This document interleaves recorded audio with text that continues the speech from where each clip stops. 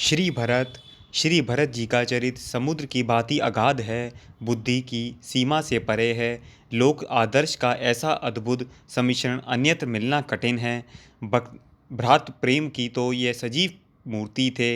ननिहाल से अयोध्या लौटने पर जब इन्हें माता से अपने पिता के स्वर्गवास का समाचार मिलता है, तब ये शोक से व्याकुल होकर कहते हैं, मैंने तो सोचा था कि पिताजी श्री राम का अभिषेक करके यज्ञ की दीक्षा दे लेंगे, किंतु मैं कितना बड़ा अभागा हूँ कि वह मुझे बड़े भाई श्री राम को सौंपे बिना स्वर्ग सिधार गए।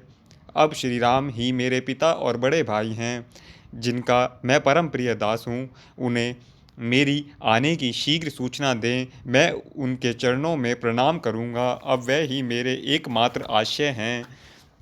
जब कैकई ने श्री भरत जी को श्री राम वनवास की बात बताई, तब वह महान दुख से संताप्त हो गए।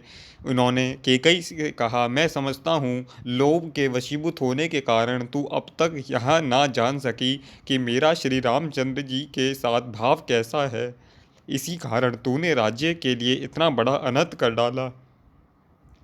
मुझे जन्म देने से अच्छा तो यह था कि तू बाझ ही होती।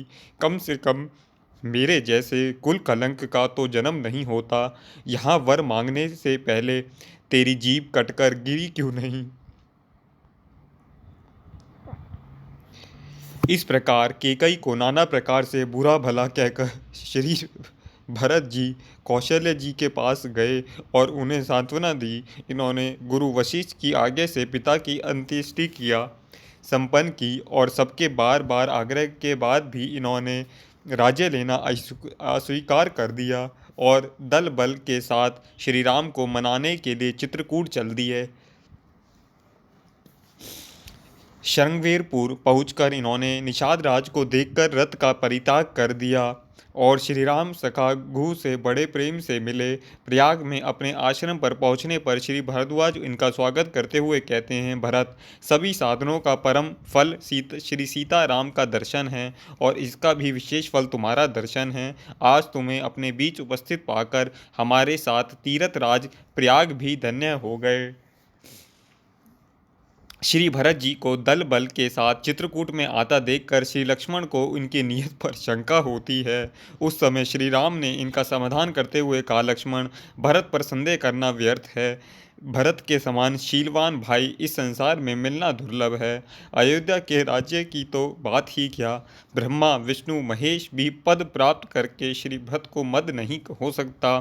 चित्रकूट में भगवान श्री राम से मिलकर पहले श्री भरत जी उनसे अयोध्या लौटने का आग्रह करते हैं, किंतु जब देखते हैं कि उनकी रुचि कुछ और है तो भगवान की चरण पादुका लेकर अयोध्या लौट आते हैं। नंदीग्राम में तपस्वी जीवन बिताते हुए ये श्री राम के आगमन की 14 वर्ष तक प्रतीक्षा करते हैं।